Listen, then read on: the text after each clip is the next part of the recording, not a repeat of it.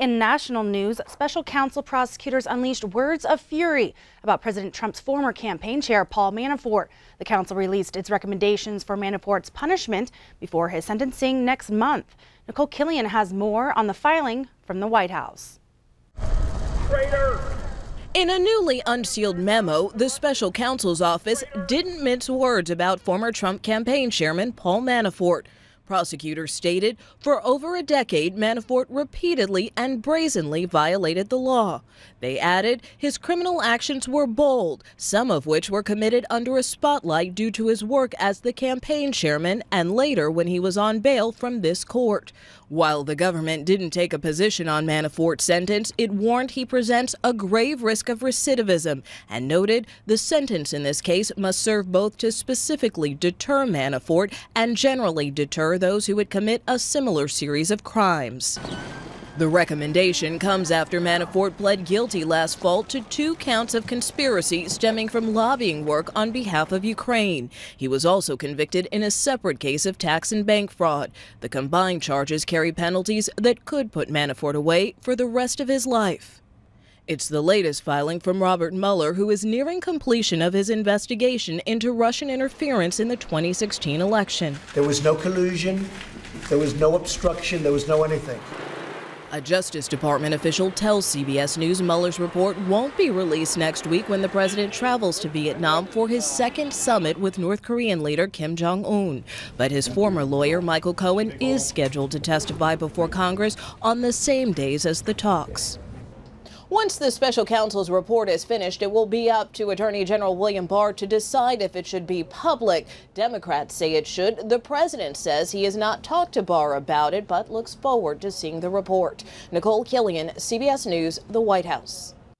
Back here in Montana, U.S. Senator Jon Tester visited with a brewing company in Bonner to talk about his bill to cut taxes and reduce regulations for small breweries. The Bipartisan Craft Beverage Modernization and Tax Reform Act was introduced in 2017 and will expire next year. According to Montana Brewers Association, there are 83 breweries in the state and 4 new ones to come. A press release from Senator Tester's office says these breweries contribute more than $400 million to the state economy each year.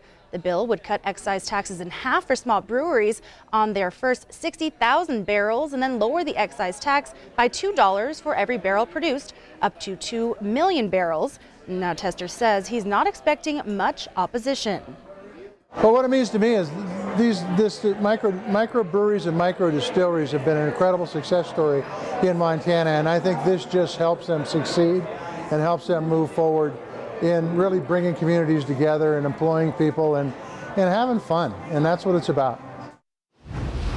All right, and join here now with Brett McCrummon. This weather, it's just darn right cold, and it's not normal for this time of year, is it? It is not normal for this time of year. Let's go ahead and take a look at our almanac and show you that normally we would see right around 42 degrees for a normal daytime high, the average low of 22 degrees. We saw a daytime high today of 33. The overnight low was 8 degrees. Record high set back in 1981, 61 degrees. We can only dream of that.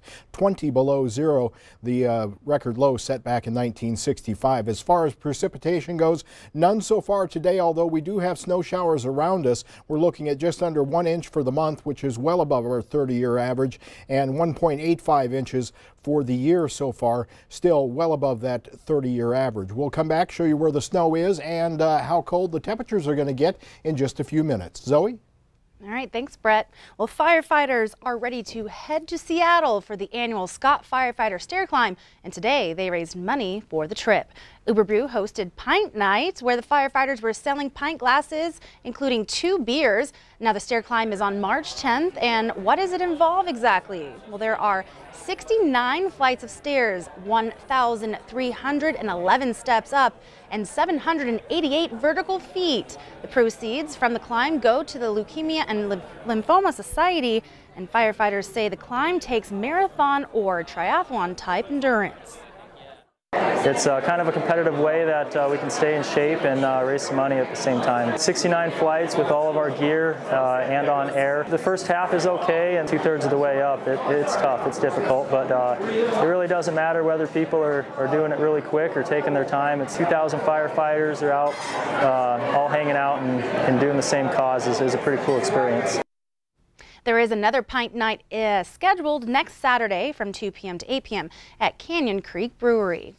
Well, keeping your clothes clean, something that can be overlooked and underappreciated. And when it comes to helping others, the Junior League of Billings helped people with just that today, their laundry. The group's laundry program has been in the works for 3 years now. And in the program, the Junior League pays for using the washing machines and dryers and gives people detergent and other supplies to use. The program helps the homeless, families, and those who need just a little extra help.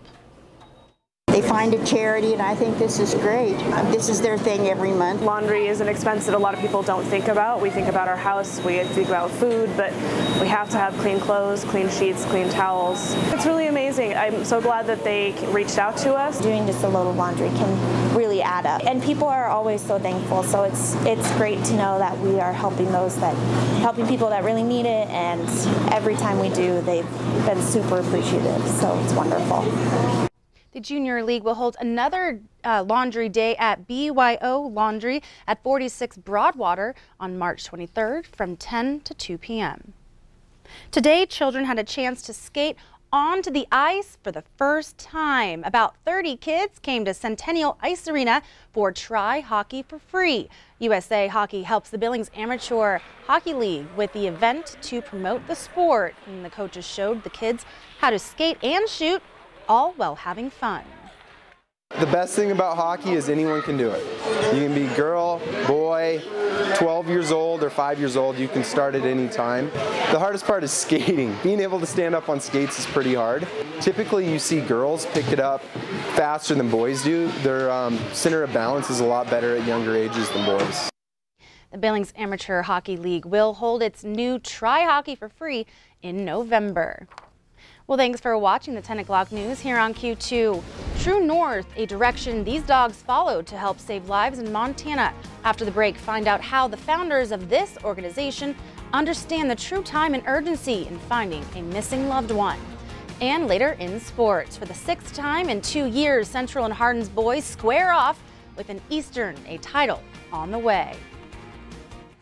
You're watching MTN News with Zoe Zandora. Storm Tracker weather with Rob Griggs, and sports with Casey Conlon. This is the 10 o'clock news on Q2, Montana's news leader.